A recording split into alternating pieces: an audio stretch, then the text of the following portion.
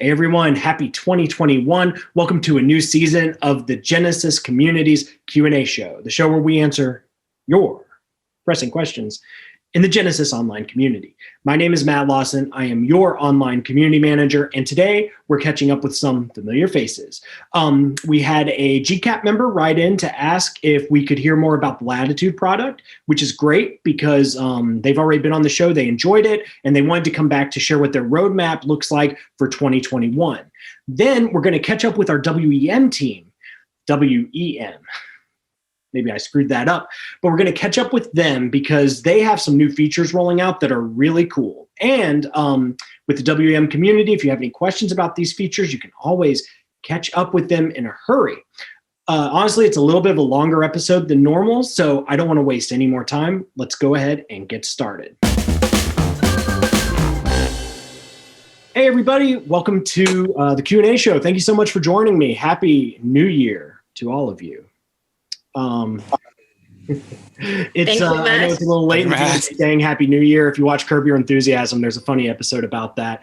But enough about the new year. I want to hear about you all and what you're doing. So Natalia and I are fast friends from years ago, maybe. But I'm meeting Jose and Festina for the first time. Since I butchered your name just a second ago, Festina, maybe we can start with you. You can correct me on how to say your name and tell us a little bit about who you are and what you do at Genesys.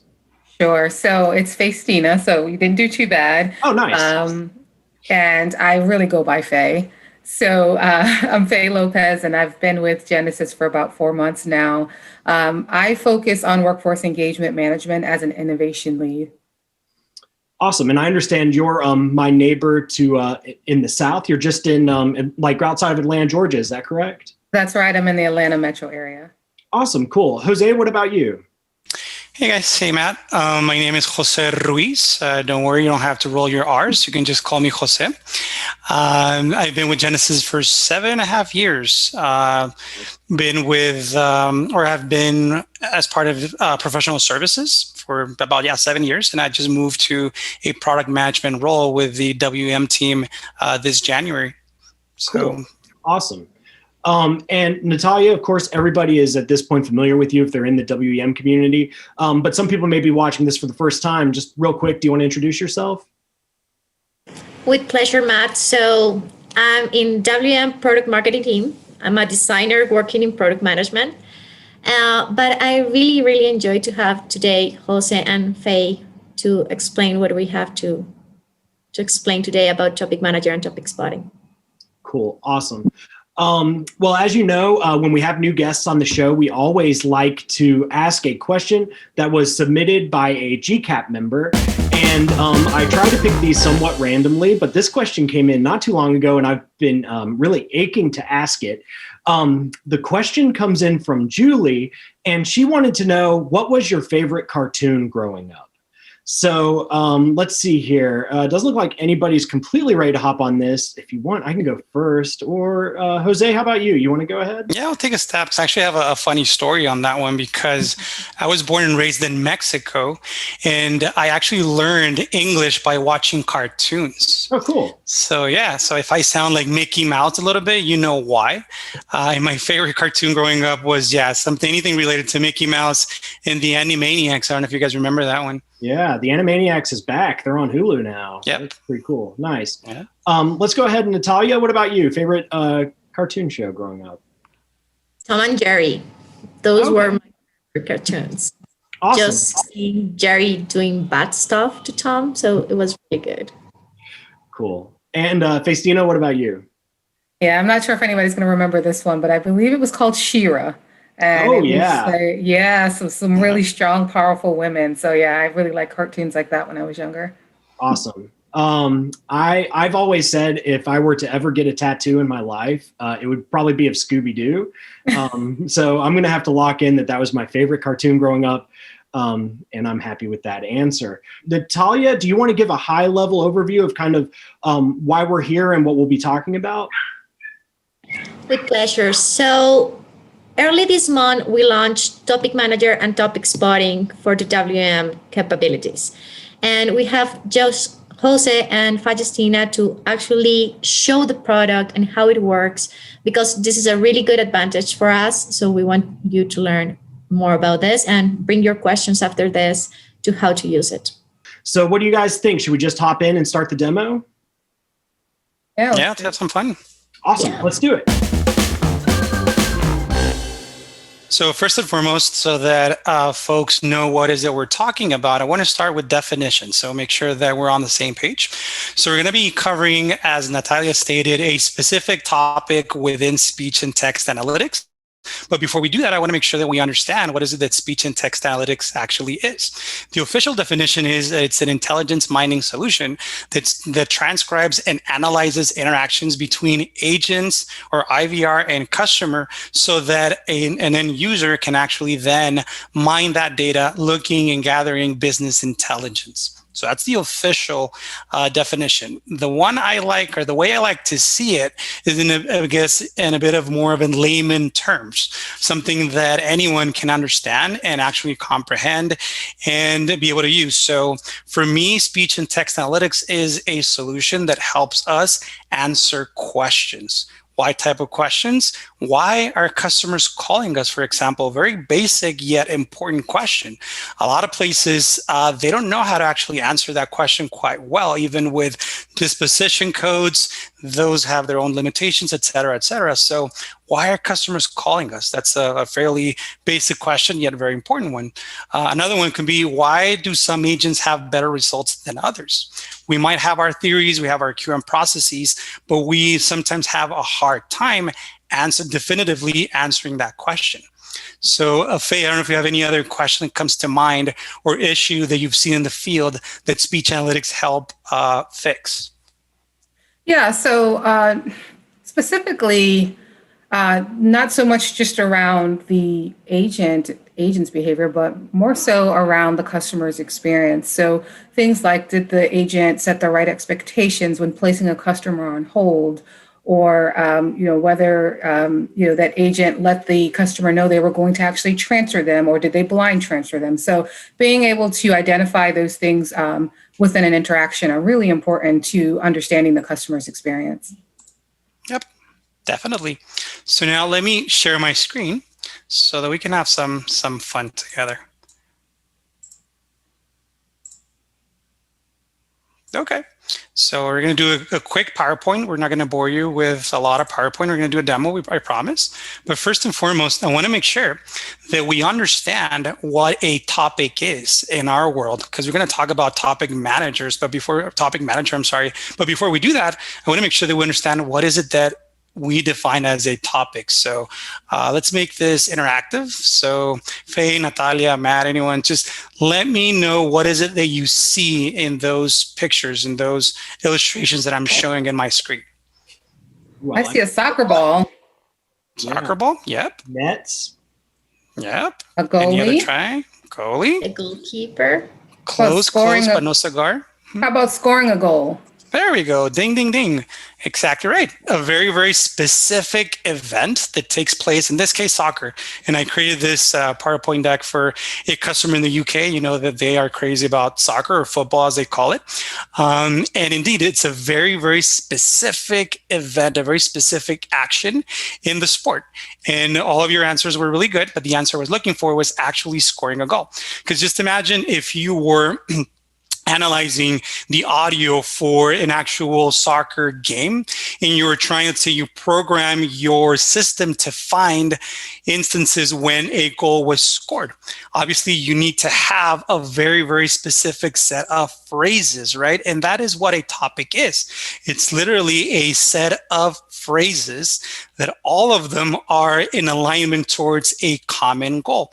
All of them convey a specific linguistic event within the audio or digital transcription, if we're talking about emails or chats, etc., that conveys a specific area of opportunity you're looking for.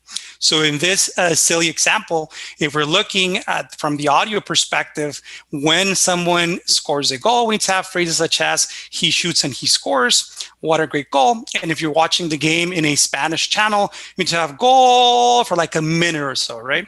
In order to capture those events. So that is what a topic is. Is it clear, guys? I got it. Absolutely. And I always call them points. So add that one also. There you go. Yeah, definitely. So Faye, you want to take a stab at how a business-centric topic would be constructed? Sure. So if we were talking about specifically what you're sharing, the dissatisfaction of a customer, is that where Yes, you ma'am. want to form topic? Yeah, definitely. Okay. So I imagine that we're looking for any time the customer was unhappy, right? So we're going to look for specific phrases that are focused on the customer feeling frustrated or unhappy. And so things like I'm annoyed or this is ridiculous are the things that we want to be able to identify in an interaction. Yep, quite definitely. Thank you very much, Faye. So if you guys don't mind, and assuming I'm still sharing my screen, can you guys see my screen still? Yep. Yes. doing good. Awesome. So now let's have some fun and actually show you in the system in Genesys Cloud how we can leverage this new feature. So there's a couple of prerequisites that I want to mention. First and foremost, we need to make sure that we have a policy or a set of policies in place to make sure that we keep the recording. So after the call recording or the digital interaction takes place, we need to make sure that from an org perspective, we have at least one global policy to store the interaction for 30 days, a month, 6 months, a year, whatever it may be. We need to make sure that the interactions are kept in the system for at least a specific period of time. That's the first one. The second one is that we need to make sure that speech analytics is enabled, because this feature, it runs on top of transcription. We need to make sure that transcription is taking place so that we are then able to find specific phrases. And I'm sorry about that. So let's have some fun. Let's go. And this specific feature is in the quality tab or quality section. And here you can see the different options. The one that we're going to focus on today is topics. So if I click on topic, I can see the UI or the GUI shows me all the existing topics that are already in my environment. And by the way, the system ships with 20 plus out of the box topics that our team has already created that are fairly universal, that cover agent skills, customer experience, so that the customer from day one can have useful information without having to create their own specific or tailored topics. So we do have, and those ship with the product. So with that said, we can see some of the topics that have already been created: expressing confusion, dispute, dissatisfaction, and they have their own tag, meaning what is the specific key performance indicator or goal that that topic is tied to. And we're going to talk a bit more about that in a bit. So what I want to focus on right now is how you, customer, user, speech, and text analytics, can create your own custom topics. So I click on create topic because it makes total sense. And I'm going to create a net new topic that is not available, is not present in my org as of right now. And that's going to be agent transfer etiquette. Why? Because that's important, right? I want to make sure that my agents, whenever they are transferring customers, that they use the proper language to advise, to let the customer know that they will be transferred. They will be transferred to a specific line of business, et cetera, and not simply just transfer the customer without saying anything or saying something inappropriate like peace or something along those lines, right? So we want to make sure that that doesn't happen. So I name my topic. I can add a description. It's not mandatory, but I'm just going to do that. Make sure that agents are following correct script. And here's where I can add my tag, meaning I can specify why is it this topic in place? Why is it that I'm creating this topic? What is the goal for it, or what is the greater KPI? In this case, I'm looking for agent behavior.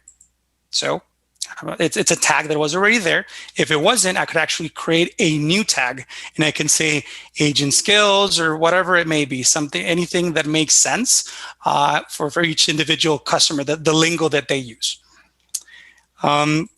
Next, I need to create a program. And really briefly, what a program is nothing more than a set of topics. So you can have a program per line of business if needed. And why would that be needed in the first place? That's a good question. So let's say you have, in your call center, you have two very distinct, to keep it simple, two very distinct lines of business. One is new contracts or new customers, and the other one is cancellation, right? Two different distinct lines of business. You can have distinct or separate linguistic models or set of topics per line of business, because obviously some of the topics that you have in place for the new customers will not apply to cancellations and vice versa. So you can have specific set of topics per line of business. And you can always have one or more topic be a member of one or more programs. So let's say the agent transfer etiquette that we're creating right now, obviously that it's a fairly universal topic. You can attach it, you can add it to more than one program, which in the use case that I'm explaining, to more than one lines of business. Okay. So in this case, I'm just going to add it to an English program. Oh, there we go. This is an English program. How do I know? Because it states in the name. And the name of the program is completely customer driven. So each customer can assign a name, a label for their program that makes sense. Using the same use case I just explained, could be new customers, cancellation, et cetera, et cetera. So once I do that, the dialect or language, in this case, I'm going to keep it simple, English US. But as of right now, we have different flavors of English and Spanish.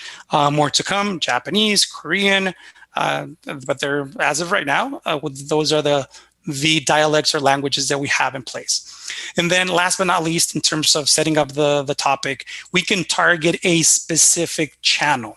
External being the customer, internal being the agent, or both. In this case, obviously, I could actually say internal. Why? Because the phrases I'm going to use are phrases that are usually only used by agents. It's very rare. I don't think it has ever happened that a customer will actually transfer an agent, right? So this, I can specify the actual channel that I'm targeting. Okay, so that is in terms of configuration. Guys, any questions? Am I making sense? Keep me honest here. Yeah, it makes total sense. Yeah. It's working, yes. Awesome. So that is all I have to do in terms of setting up my topic, but now to where the magic actually happens, which is where I add my phrases. And remember, when I showed you in that silly example about scoring a goal, a topic needs to have a set of phrases. All of those phrases should be in alignment towards a common goal.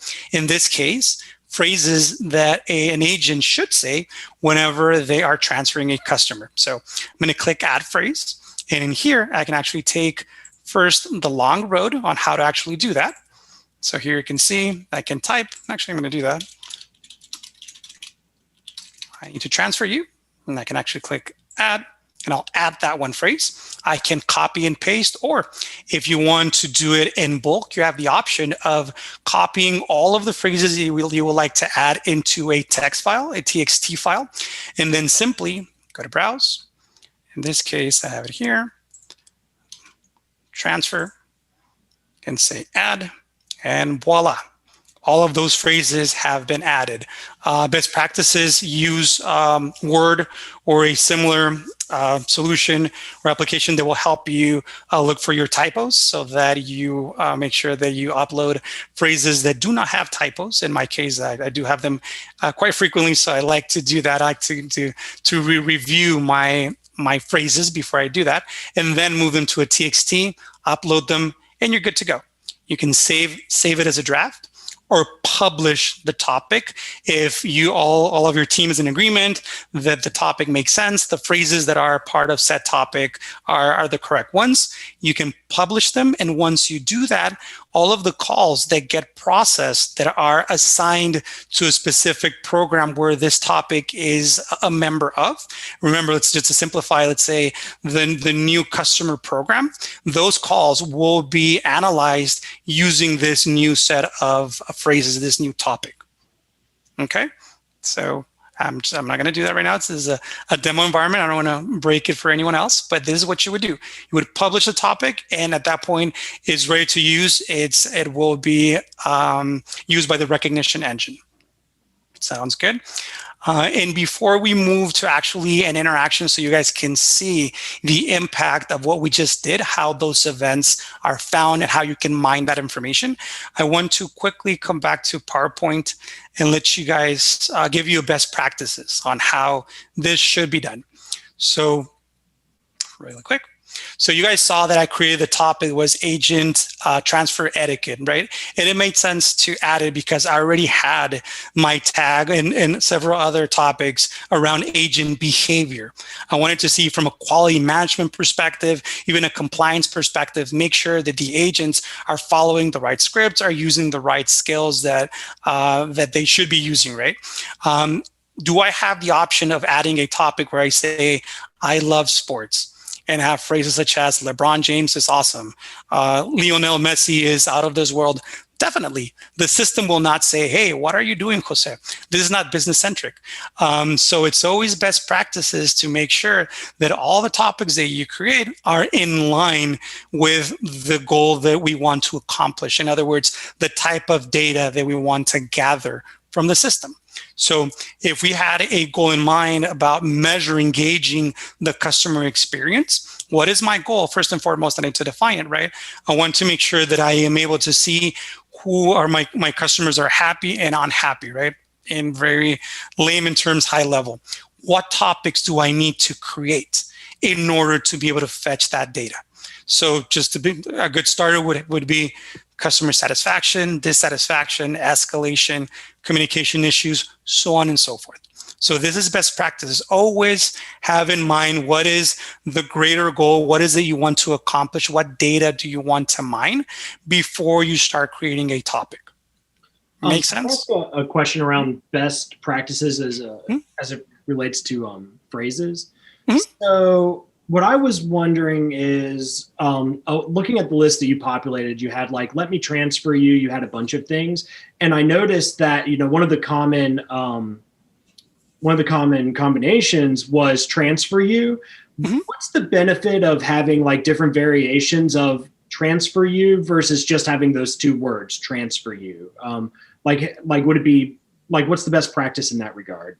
That's a very good question. So our recognition engine actually, we prefer to have what we call, I guess I'm going to coin this right now, properly constructed phrases where you have enough context to know not only that the phrase is said, but it was said in the right context. Because it could be, if you just have transfer you, it could very well be, within, let's say, the conversation, you were transferred to something else, or it could be said in a different context. So for us, for a recognition engine, actually this differentiates our solution versus other solutions out there. We actually like to have well-constructed phrases that will ensure that when they're found not only with the right verbiage, but in the right context. We also call it within the spirit of the topic. So that's why we want to have properly constructed phrases. And then to address your question more directly, the advantage of having multiple phrases that are fairly similar to each other within the same topic is to ensure coverage. Because you can have someone that has somewhat of an accent like myself, and it might be that the connect, I kind of slurred that part, right?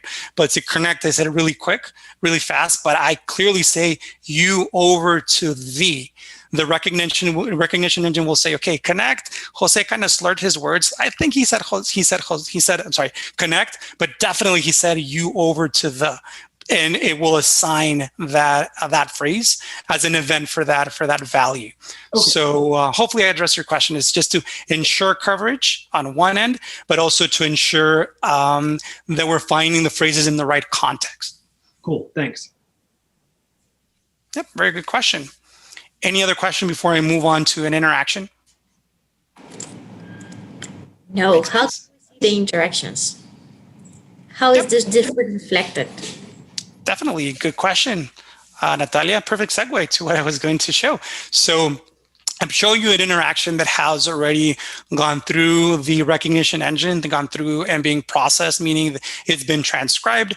Once it's transcribed, our recognition engine, our solution, will look for those specific phrases that we have already programmed as part of a topic, which is what we just did. And whenever it finds such phrases, it gets all excited and it will tag those phrases. It will say, hey, dear user, here's a transcription, but out of all of those words that were said, let me highlight the phrases that you have programmed, that you instructed me to look out there and find for you. So you can see, thank you for calling. It's actually what we call an event or a phrase that is part of the greeting topic. So what that helps us to do is we don't even have to play back the call necessarily. We can look for the specific events, the linguistic events that took place in the interaction, so that it can help us see what happened, right? So here you can see greeting, nothing too interesting there. Build rapport, which is fine, is the third event.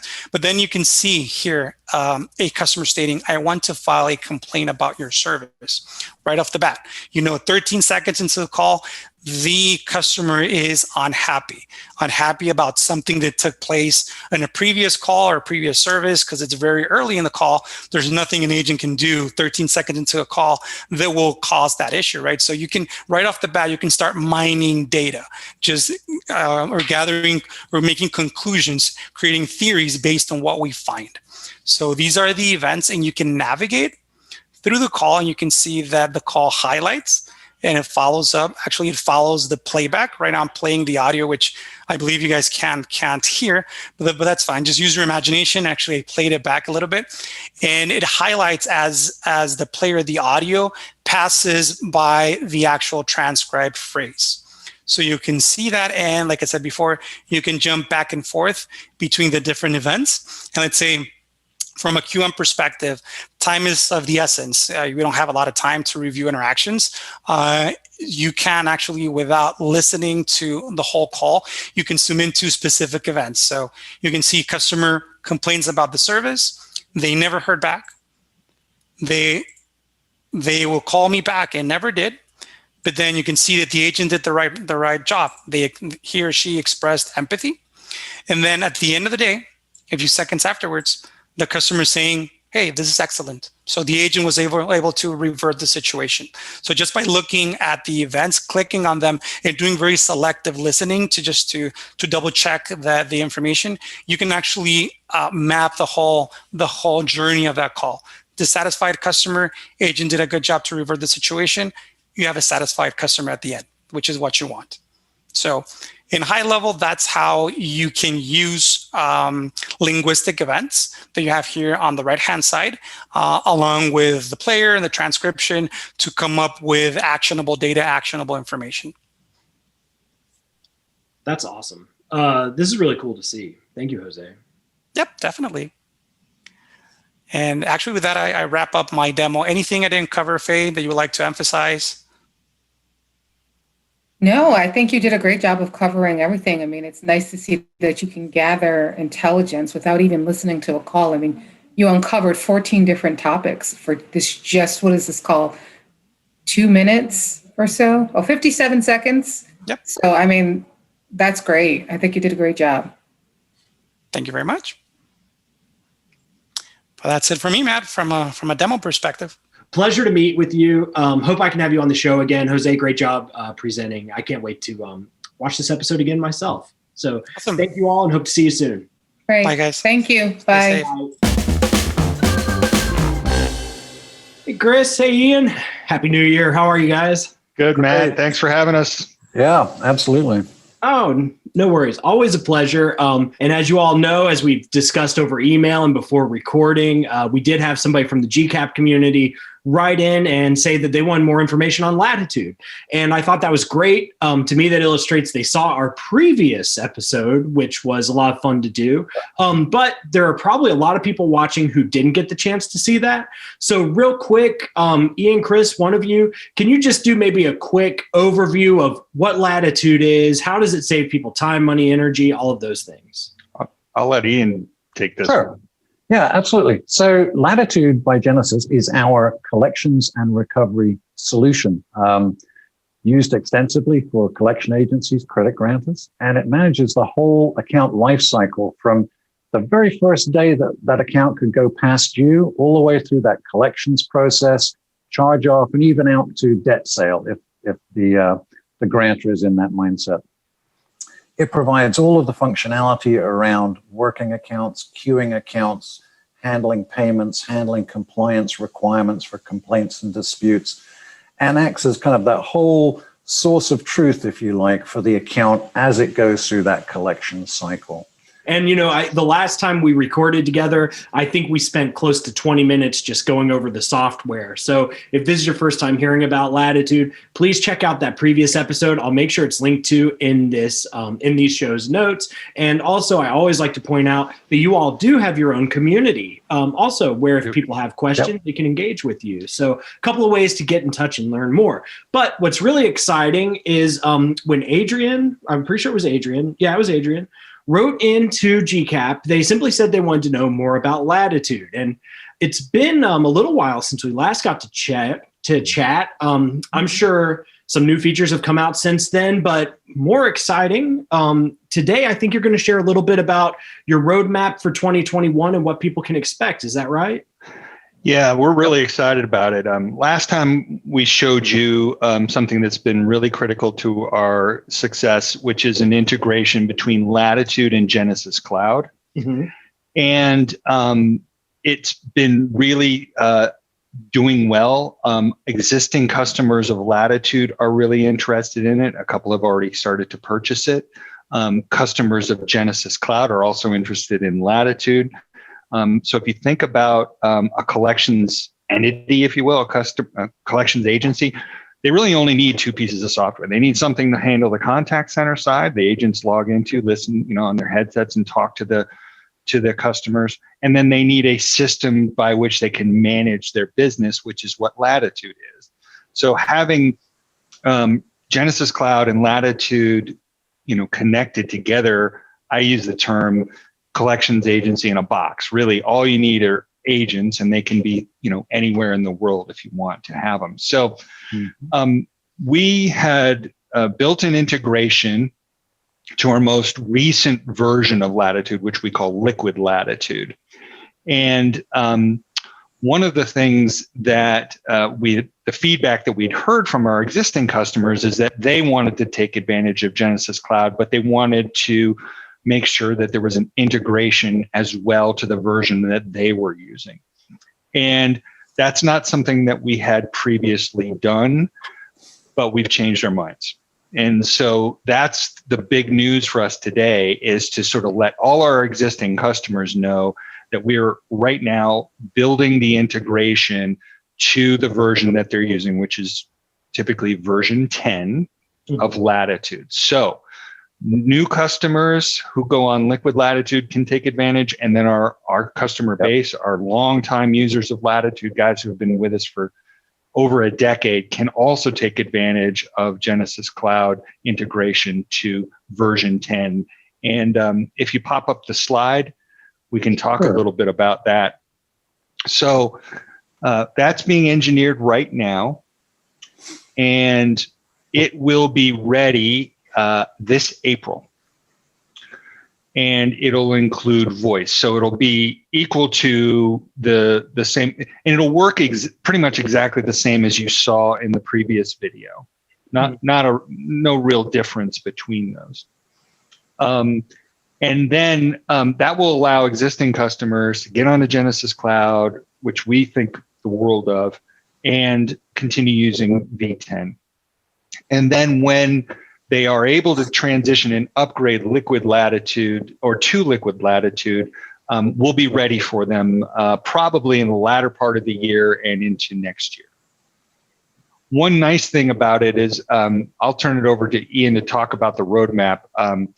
Most of our customers are really interested in digital channels, and right now the integration is with voice. In October release, we'll be releasing support for digital channels, which is really taking off in the accounts receivable space. Cool. That's awesome. And I can't wait to hear more from Ian. Ian, do you want to go ahead and get started on the timeline or? Absolutely. Really excited about some of the feature functionality we're looking at rolling out into the Latitude product this year. Some great stuff in here. Chris alluded to or talked to the fact that we're doing the GC integration for version 10. That's going to be a major win for us organizationally as we make that available for existing customers. Then when we look at some of the other items in here that are really around sales enablement, challenges that we've faced in some of the sales processes and the ability to outcompete the opposition, if you like, in making our product more attractive. One of the major items here is digital communications.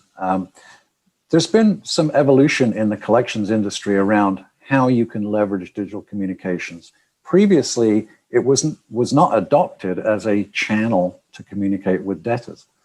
But with the recent changes that have taken place legislation-wise, we need to now see this as a great opportunity for our customers to leverage this. It's now acceptable in the space.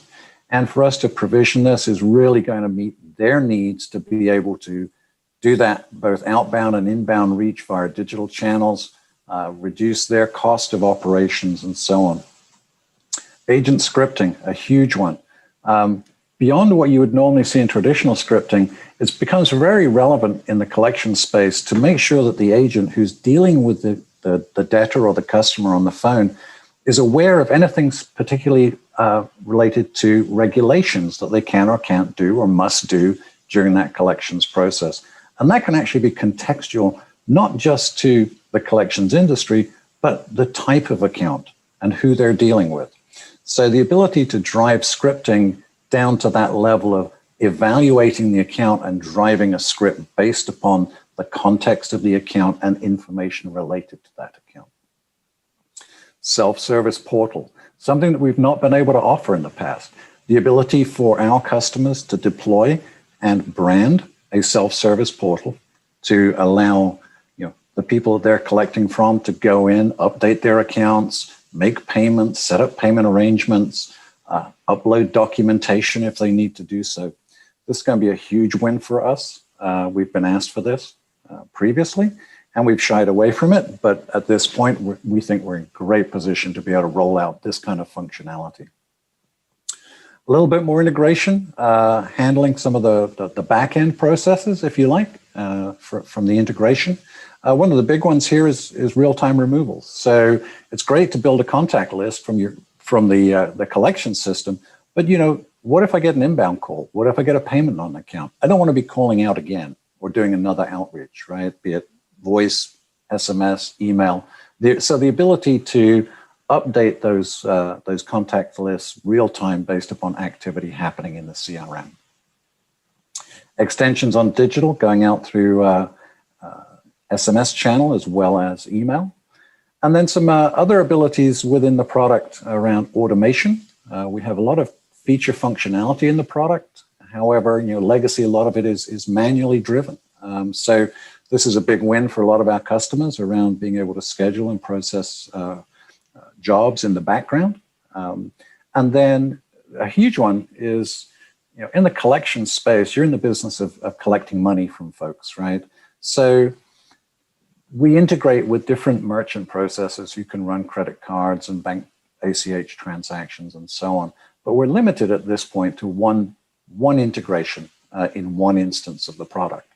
What this would give the ability of our customers to do is both from a business perspective where they may be required to use one particular payment processor for a line of business, but want to use another one, but also a level of disaster recovery. So if my payment processor goes down, I can't process payments anymore.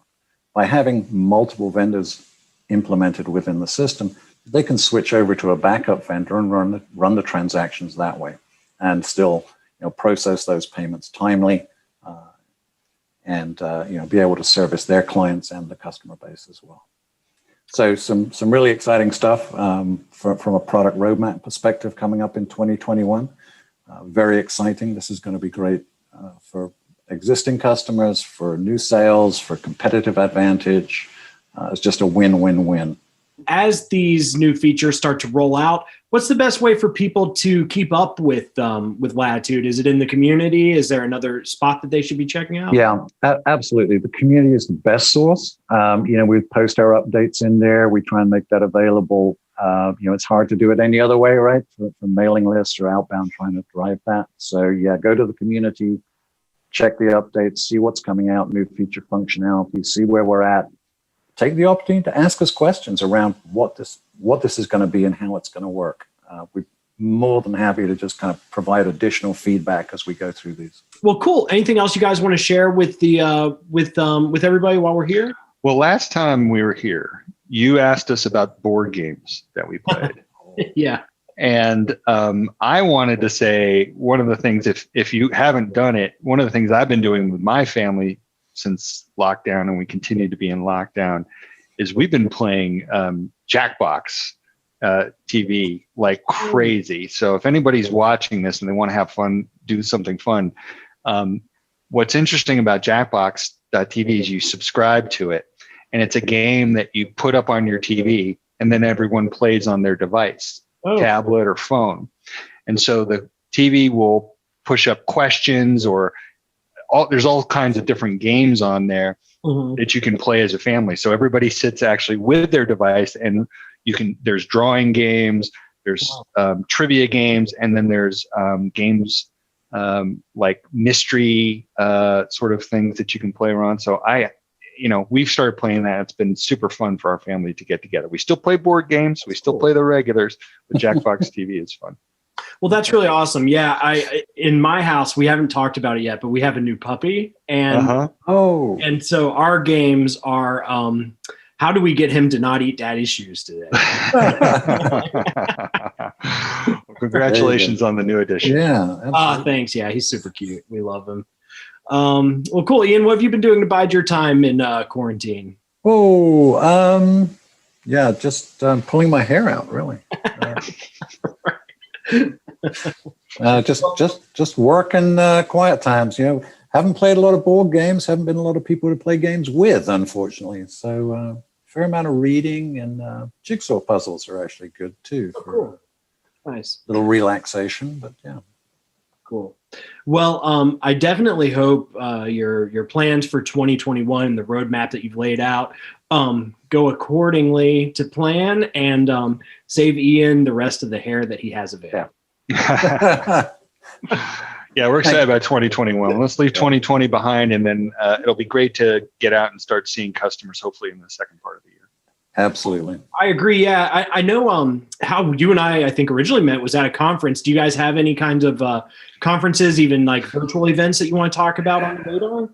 We do. We have the RMA. Unfortunately, we can't attend, although there will be people who can attend to that. So that's coming up in April. That's a big trade show. Mm-hmm. And then we are planning to actually attend the ACA show, which is the next, actually probably the largest show. That'll be in July. So we are tentatively planning to be there, have a booth presence, everybody be there. Yep. And then there's another show that we're planning hopefully for the fall. Awesome. So, but beyond that, I think there's a lot of appetite amongst the staff to just get out and see customers, in their natural habitat, and we're just dying to get on a plane and see people. Cool. Well, if I don't see you at the events that you're going to, I hope maybe at some point this year I get to see you in the Raleigh office. You never know. You got it. Yep. Make it down there. All right, everybody, that's our show. Keep in mind, WEM and Latitude both have their own communities that will be linked to in the show notes for this episode. Coming up next month, I think we're going to be talking about gamification with a new friend, Sarah Mar. And beyond that, who knows? We'd love to hear your thoughts on what you would like to see in future episodes. So please feel free to comment on my posts in the community. Email us, qashow@genesys.com. Again, that's qashow@genesys.com. And if you have any questions for the WEM or Latitude teams, don't forget to check out their communities. All right, that does it for me. Sorry for the delay in getting this episode out. We definitely hope to get back to a rolling schedule soon enough. Hope you're doing well, and talk to you soon. Have a good one, everybody. Bye.